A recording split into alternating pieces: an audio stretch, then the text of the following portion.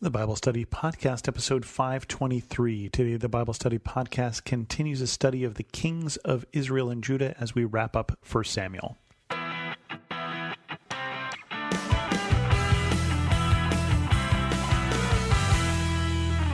Welcome to the Bible Study Podcast. I'm your host, Chris Christensen. We're going to wrap up 1 Samuel today and possibly start 2 Samuel. We're definitely going to continue on into that. I just don't know for sure. I think we're going to do that today, but stay tuned and find out. As I said, Saul's days are numbered here. The title that's been given to chapter 31 of 1 Samuel is Saul Takes His Life. Now the Philistines fought against Israel. The Israelites fled before them, and many fell dead on Mount Gilboa. The Philistines were in hot pursuit of Saul and his sons, and they killed his sons Jonathan, Abinadab, and Malchishua. The fighting grew fierce around Saul, and when the archers overtook him, they wounded him critically. Saul said to his armor-bearer, "Draw your sword and run me through, or these uncircumcised fellows will come and will run me through and abuse me." But his armor-bearer was terrified and would not do it. So Saul took his own sword and fell on it. When the armor-bearer saw that Saul was dead, he too fell on his sword and died with him. So Saul and his 3 sons and his armor-bearer and all his men died together that same day. When the Israelites along the valley and those across the Jordan saw the Israelite army had fled, and that Saul and his sons had died, they abandoned their towns and fled, and the Philistines came and occupied them. The next day, when the Philistines came to strip the dead, they found Saul and his 3 sons fallen on Mount Gilboa.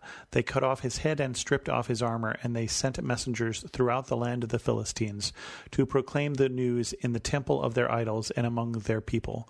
They put his armor in the temple of the Ashtoreths and fastened his body to the wall of Bethshan. When the people of Jabesh-Gilead heard what the Philistines had done to Saul, all their valiant men marched through the night to Bethshan. They took down the body of Saul and his sons from the wall of Bethshan and went to Jabesh, where they burned them. Then they took their bones and buried them under a tamarisk tree at Jabesh, and they fasted 7 days. So we knew this was coming. We knew that Saul's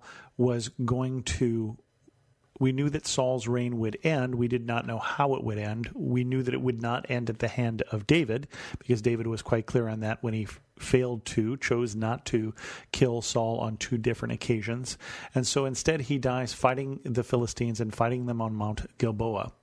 I should say that if you go to Mount Gilboa today, there's a lovely restaurant there that I highly recommend with a great view, a much more peaceful mountain or hill today than it was at this day. But at this point, they're fighting the Philistines, and Saul is critically wounded. He tells his armor-bearer to kill him, but he won't. He can't raise his arm against the king, just the same way that David was. How could he kill the Lord's anointed? And so Saul kills himself. He doesn't want to be captured. He doesn't want to be tortured or whatever they would do to abuse him. And so he kills himself. And so the armor-bearer also doesn't want to live on at that point. They find the body of Saul. They don't treat it very well, but the people of Jabesh-Gilead go and rescue it and burn the bodies of Saul and his 3 sons who died and bury them, and they fast. And that wraps up 1 Samuel. And that really is the first king of the kings of Israel and Judah. There's still one country, and Saul's reign is over. What we do next is going to be a big question. So we start here, 2 Samuel, chapter 1. Now, the interesting thing is we're in 2 Samuel, but Samuel, remember, has already died. So this is an interesting book that we name this 2 Samuel, but it's that same time we're continuing on with David and with other descendants of Saul, and David hears the news of Saul's death. After the death of Saul, David returned from striking down the Amalekites and stayed in Ziklag 2 days. On the 3rd day, a man arrived from Saul's camp with his clothes torn and dust on his head. When he came to David, he fell to the ground to pay him honor. "Where have you come from?" David asked him. He answered, "I have escaped from the Israelite camp." "What happened?" David asked. "Tell me." "The men fled from battle," he replied. "Many of them fell and died, and Saul and his son Jonathan are dead." Then David said to the young man who brought him the report, "How do you know that Saul and his son Jonathan are dead?" "I happened to be on Mount Gilboa," the man said, "and there was Saul leaning on his spear, and the chariots and their drivers in hot pursuit. When he turned around and saw me, he called out to me, I said, what can I do?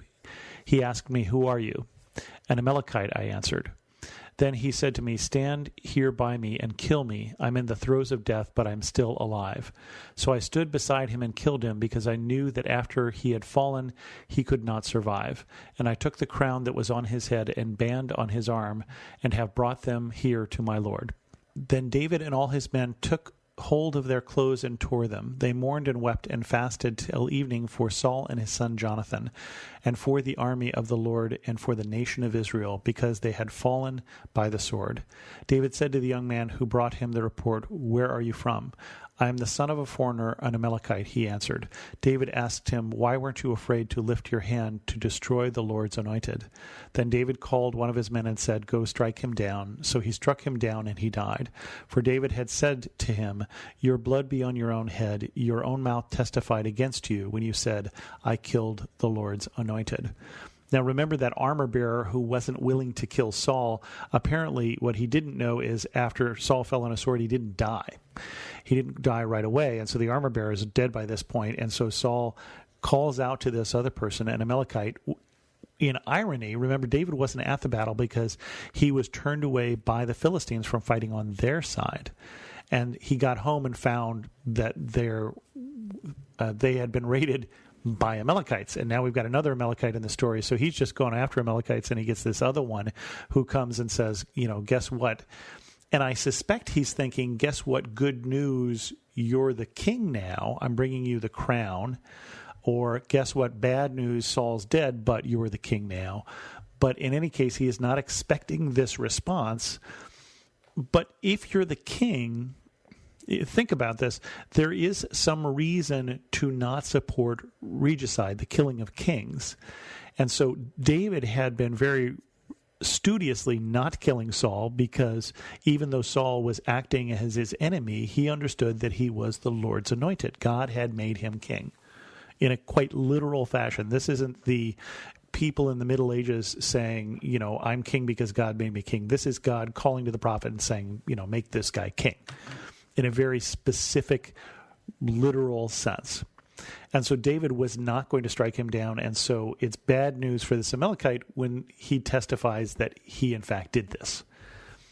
And so Saul is dead, and Jonathan is dead, and David and his men all tear their clothes and mourn, which I think is interesting because they've been running with him. This is his mighty men who've been off with him in the wilderness. Remember, they were going to kill him last week because their children and wives have been carried off into slavery, and they have followed him into this wilderness. They followed him out into, exile. And yet the person who has put them in exile dies, and they fast and they mourn for Saul and also for his son Jonathan. Jonathan, you can understand. Jonathan, who always thought of David as a brother. But Saul, who has treated them like an enemy, they are mourning for him as well, because he is the king. And also for the army and for the nation, because they understand that this is bad news. Even if it may lead to good news for David, this is bad news for Israel. And so the rest of this first chapter is filled with David's lament for Saul and Jonathan. David, who writes Psalms. David, who is a songwriter, who a lot of his songs will form the book of Psalms. Not all of the Psalms in there are his, but quite a few of them are. And basically, he is moved at this point to take his grief and put it into song.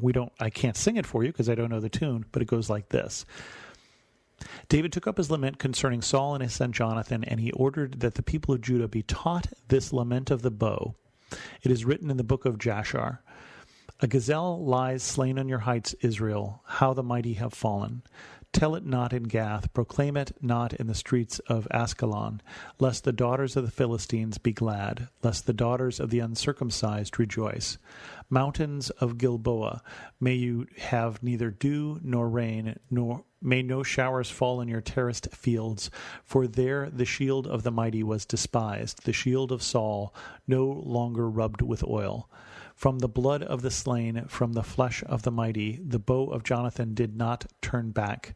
The sword of Saul did not return unsatisfied. Saul and Jonathan, in life they were loved and admired, and in death they were not parted.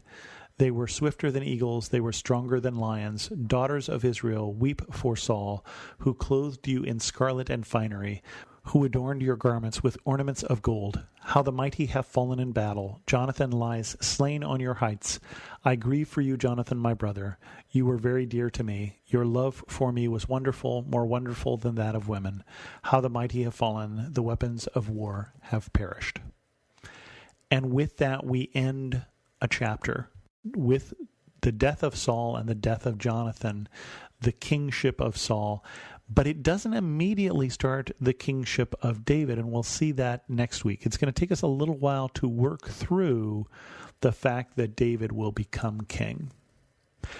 But come back next week and we'll talk more about that. With that, we're going to end this episode of the Bible Study Podcast. If you have any questions, send an email to host@thebiblestudypodcast.com, or better yet, leave a comment on this episode at thebiblestudypodcast.com. And thanks so much for listening.